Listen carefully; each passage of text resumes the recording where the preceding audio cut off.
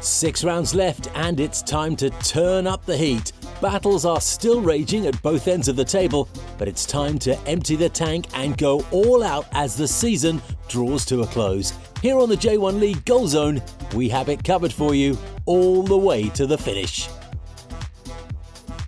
Things are getting really serious now.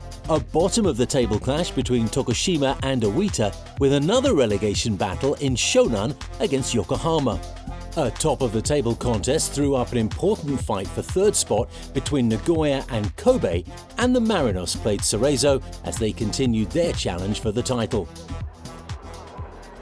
Urawa were without a win in their last 2 and would be hoping this was a temporary blip as they hosted Kashiwa. The visitors had finally earned a win after 4 games when they edged out Shimizu, but would find the Reds a much tougher customer. And that prospect would be borne out inside the first 15 minutes. Ataro Isaka finding Kasper Juncker, who plays the ball to his right-hand side. Koya Yuruki is on hand to find the opening goal. Just moments later, and the visitors' penalty area was under siege again. Kai Shibato eventually tangling with Emerson Santos, enough for the referee to award a penalty. Takahiro Sakine steps up, and although Kim Seung-gyu got a forearm to it, it crept under his body, and that's 2-0. It would prove a remarkable start for Urawa. Here in only the 23rd minute, Yuruki causing trouble again, unleashing a beautiful curler towards the far post for 3-0.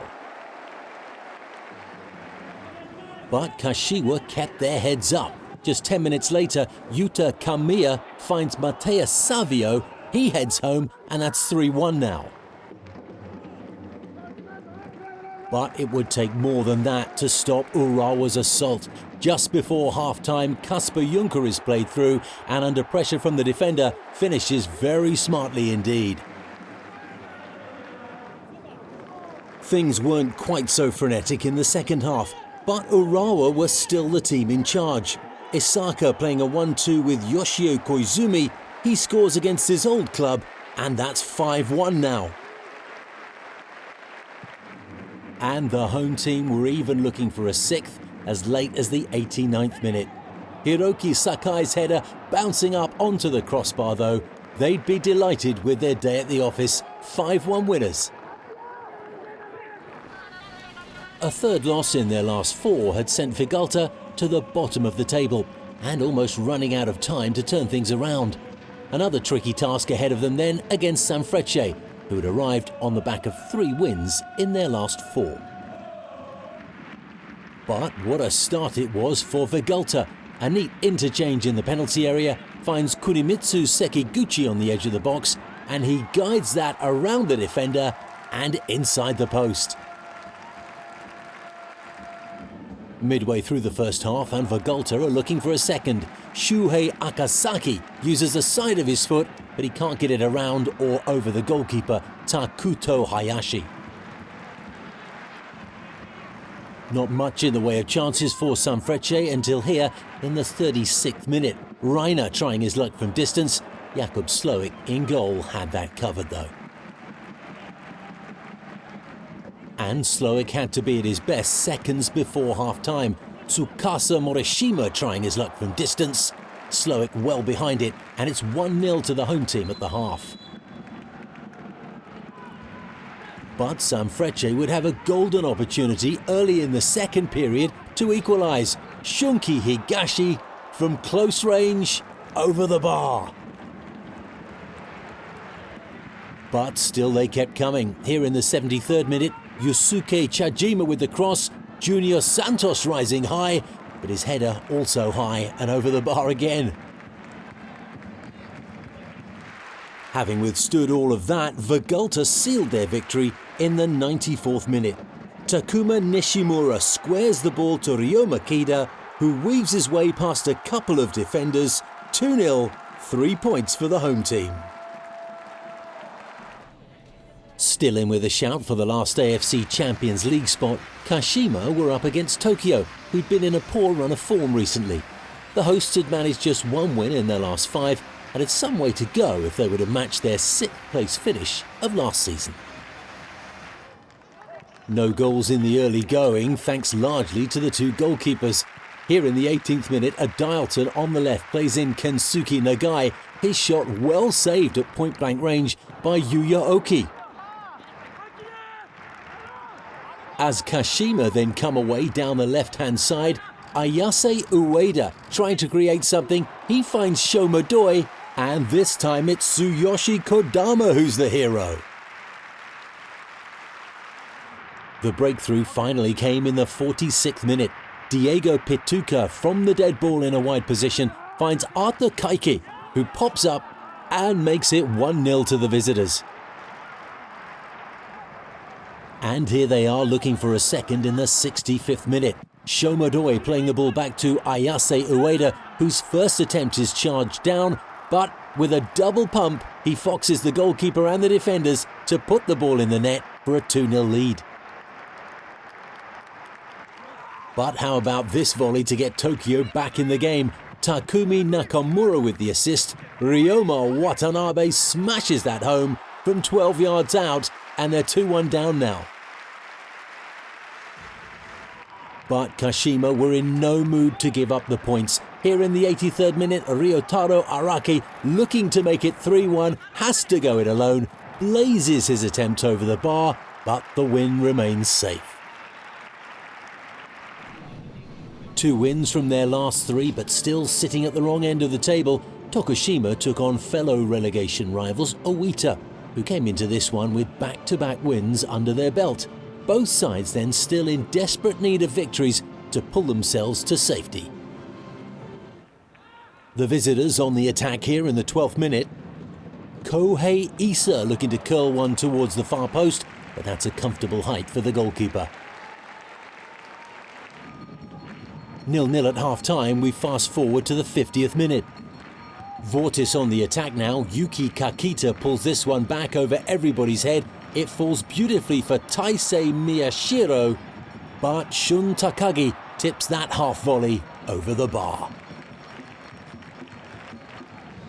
And Takagi was called upon again in the 69th minute. Mushaga Bakenga curling one from distance, and he gets that left hand to it, out for a corner. And when that dead ball came in, Takagi had to be alert again, immediately denying Kaka what would have been a super-headed goal, but Taisei Miyashiro's on hand to put in the rebound, and the hosts find themselves 1-0 up. But Oita weren't out of this yet.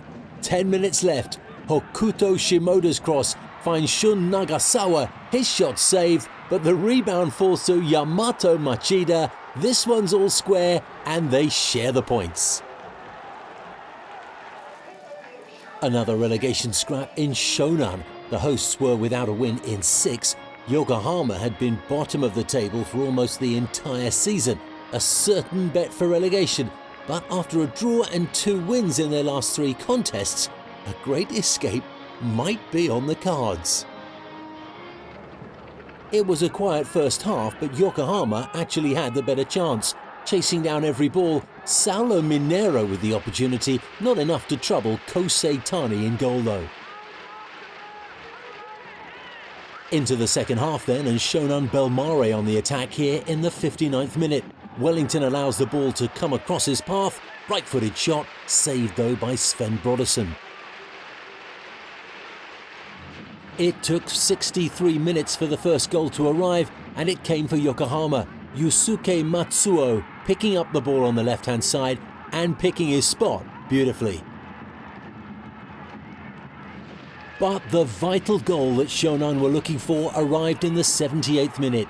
Yuki Ohashi picking up the loose ball in the penalty area, dinking it over the goalkeeper, and we're all tied up. And then drama in the 89th minute. From the corner, Shuto Machino gets his head to the ball, it hits the ground, and standing in front of the goalkeeper, Naoki Yamada pops this one home to get all 3 points, sending the home fans into delirious celebrations. A critical win for Shonan then, moving them away from the drop zone. Time for a break. When we come back, we'll check in on the top of the table.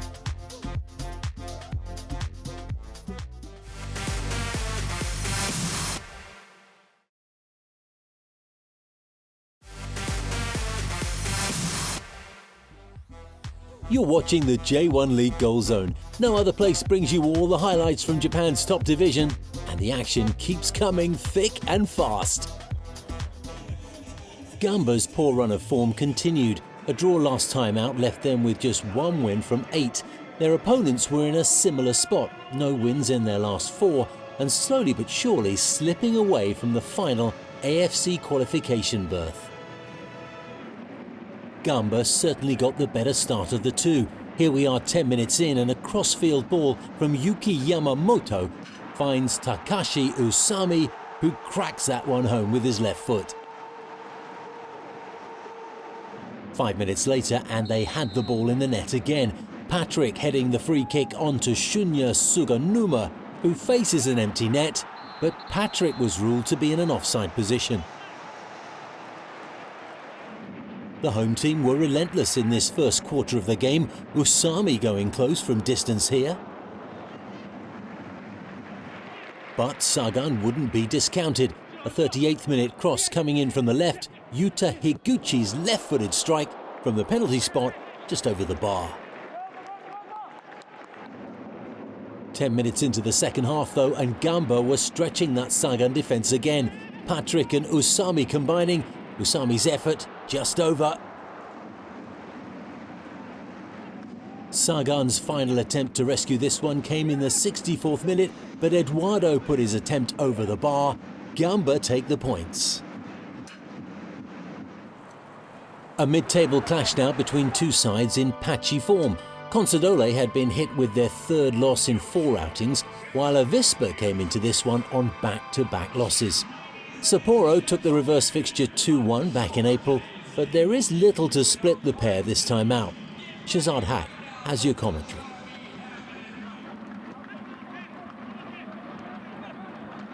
Oh, that falls nicely. Aoki comes across, and the shot from Yuzawa, it looked to be on target. Aoki was covering. That's a fantastic ball. Kashiwa, surely, can he put that in? He slipped at the vital moment. He rounded the goalkeeper. Just needed to take the shot, and that surely would have been 1-0. What a delightful ball into his path. So the other player that's come on, Yuya Yamagishi. Here's Chanatip, stolen the ball. Takes a quick shot. He knew he had to because he had the oncoming Tatsuki Nara. That was very poor, wasn't it, from Yuzawa? Nice touch on from Shunda Tanaka, but it was intercepted. Now through Watari. Can he get it past Sugeno? Great goalkeeping there, kept himself large. Oh, good work, surging forward. Chance here, that's really good defending. The shot Juanma blocked by Tanaka, threw himself at that. Excellent run there by Nakamura. Maybe just waited a second too long. And the referee finally calls time on the whistle on the game. And the final score at the Sapporo Dome in this J1 League match. It's Hokkaido Consadole Sapporo 0, Avispa Fukuoka 0. A battle for the final Champions League berth was at stake, and Grampus needed the win to draw level on points with Vissel. The visitors had been strong and playing better of late, taking 4 wins from their last 5. The hosts had already found success against Kobe twice this season and would be looking for a third. Here's Mark Richmond. That is a super ball by Xavier. Yuki Soma trying to attack the byline, going for the cross inside. Maeda with the opening goal. Just had to keep himself onside, which he did. And Yuki Soma spotted him from a mile out and laid it on the plate. But that goal was all about Gabriel Xavier and his raking 40-yard pass, which set it all up. It's given away cheaply, and once again, Svertsok has got room to operate. For Marlon just in front of him. Kikuchi finally comes back. Svertsok has got support on the outside, decides to do it all by himself. Svertsok! A brilliant solo goal by Jakub Svertsok. He took it on all by himself right here. Kikuchi came back. Look at the support he had. Gabriel Xavier on the outside. Naoki Maeda on the other side. Gabriel Xavier was still available. One to the pass tucked in. But Svertsok is saying, I've done all the work myself, all the physical battle that I've won in order to get here. I'm going to take this on. And take it on he did, right into the back of the net. Waiting for support. And finally a ball for Douglas. For Marlon. Oh, it's taken a deflection and almost crept into the back of the net. Langerek was there. As always, sprawling and keeping it out. And save ratio's gone up another percent. Close to 90% now. No deflection. In fact, Nakatani got out of the way, and Langerex actually gave him a thumbs up for that, because he would have really diverted the ball all over the place. There we go. It's a brilliant ball, isn't it? From Andres Iniesta. Bojan Kirkic. Oh, what a save. Mitch Langerek. He stood up tall and made himself huge for the longest time. And that just gave Bojan Kirkic, no room at all and no angle to plant it into the back of the net. But how about this for a pass from Andres Iniesta? He knew exactly where that run was going to be. That's Suse. Vermaelen wins that one. It goes to the back post and it's put into the back of the net. This time it counts. Yoshinori Muto has brought Vissel Kobe right back into this now. It almost stunned the crowd into silence. They're not used to seeing their side concede goals here at the Toyota Stadium. But you can't say that wasn't coming, because for the last 5 minutes they have peppered the Nagoya goal with shots and efforts. Sergi Sampa. There is Bojan Kirkic.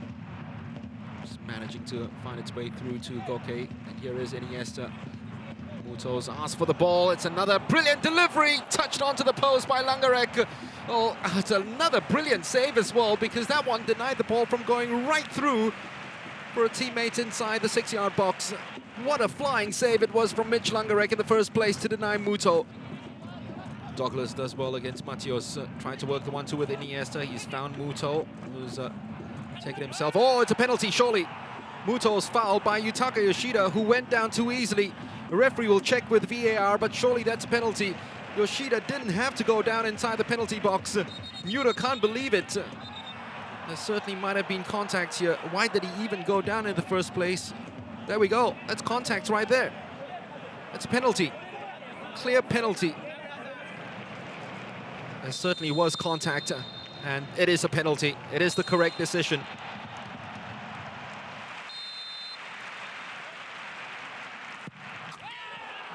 What a penalty that was. As emphatic as you'd get from Andres Iniesta. And that's how much it means to them. How much it means to him with all that he's achieved over the years at Barcelona, with Spain, a World Cup winner, a Champions League winner. But even then, a penalty against Nagoya Grampus is celebrated with all the oomph from Andres Iniesta. Here is Kakitani, flicked it right back inside. Morishita. Kanazaki was offside. And that will probably be it. Iniesta's goal secures the point. Urawa Reds perhaps the happiest of the teams chasing after the third spot, as the shares are spoiled here. For Nagoya, it's an opportunity to make up for it with their finals against Cerezo in midweek and Saturday. Final score 2-2 here at the Toyota Stadium. Kawasaki within touching distance of another J1 title as they romped to their 6th consecutive win last time out. Unbeaten in 19 home games meant trouble for the visitors Shimizu, who with only 2 wins in 12 were still flirting with relegation. On the quarter-hour mark, Kawasaki's Ryo Hatate desperately close from the free kick. And 10 minutes later at the other end of the field, Shimizu's Carlinhos Jr. tests the goalkeeper from outside the box. No goals in the first half, although Kawasaki came desperately close 5 minutes before the break. Yasuto Wakizaka, a whisker away from the upright. But it was some high quality that got the first goal for the hosts 2 minutes into the second half. Machinho beautifully taking the weight off the ball, playing it into the path of Leandro Damião, who flicks the ball home, and with the help of a deflection, that's 1-0. A teasing run from Yu Kobayashi threatened to make it 2 with 11 minutes to go, but they already had the lead, and that proved good enough. Cerezo remained in the midst of a poor run of form after losing to Oita, making that 4 losses in 5. The visiting Marinos came into this one having lost just twice in their last 19, and would be confident of taking another 3 points to help their title ambitions. Here's Rish Roshan-Rai. Inui on the ball, gets it back from Kida. Inui. But worked a bit of space for the shot, and it's taken deflection of Martins, and it's ended up in the back of the net. Cerezo Osaka have taken the lead early on at home against the Marinos.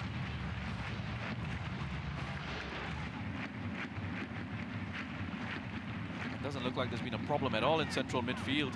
Okuno and Harakawa normally will start in those positions, but no issue for Cerezo as they go 2 goals up.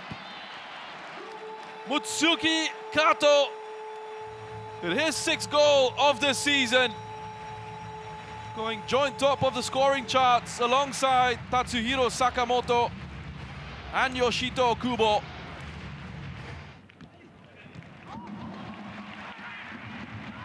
Well, it's a ball that's played in behind that Marinos defense, and the speed of Riki Matsuda takes it behind. It's a chance for number 3. Goes just wide off that attempt from Mutsuki Kato. With that acceleration, looking to take it beyond the backtracking Martins and Matsubara. Try and charge in and attack the corner as it's swung into the box. And they found the back of the net. They've pulled one back here, the Marinos. It is Saneto. Yuki Saneto getting his 2nd goal of the season. Sakamoto into Inui. Wonderful shot by Takashi Inui. Straight at Takaoka, but there's plenty of pace behind that hit. It will be Fujita.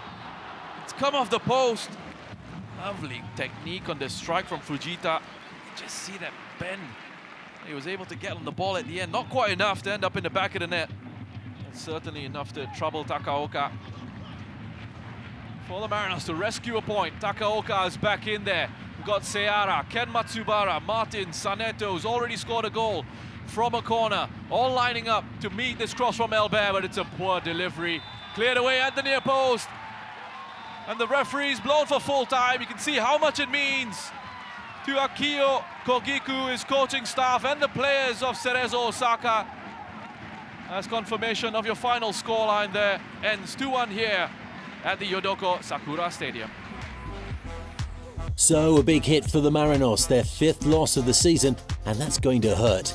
Vegalta pulled off a huge 2-0 win against Sanfrecce, and Kashima victorious on the road.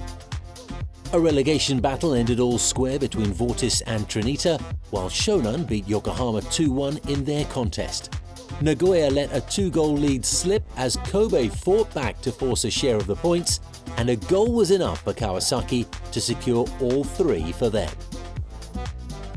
So Frontale are on the brink of their 4th title in 5 seasons, stretching their lead to 12 points now with 5 rounds to go. 1 more point earned over the Marinos would guarantee them their 2nd consecutive title. Nagoya are still 3 points behind Kobe, but now have to contend with a chasing Urawa who are tied with them. Still very much relegation musical chairs at the bottom, with Tokushima falling back into the drop zone and Yokohama sitting in last place once again.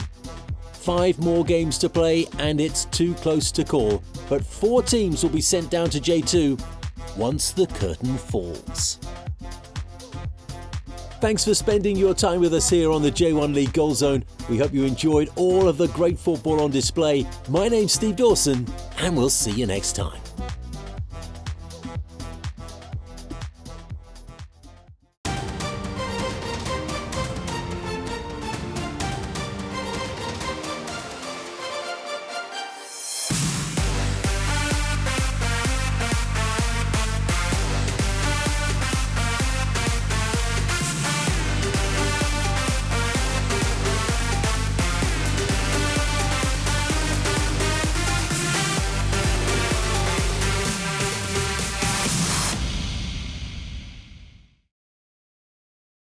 อย่าลืมไลค์และ Subscribe นะครับ Like, subscribe, push notification. Like, subscribe, push notification.